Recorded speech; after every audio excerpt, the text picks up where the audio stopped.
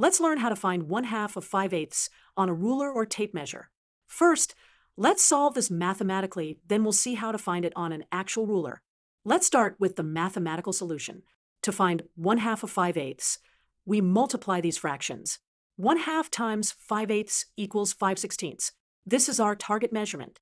Now let's look at how to find this on a ruler. Here's a 1-inch section of a ruler, divided into 16ths of an inch. The 1/8 inch marks are slightly longer, and the 1/4 inch marks are even longer. The 1/2 inch mark is the longest. Let's find 5/8 inch on our ruler.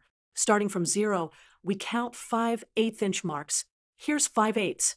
To find 1/2 of 5/8, we need to find the halfway point between 0 and 5/8. This falls at 5/16 inch, exactly where our calculation predicted. Let's verify this.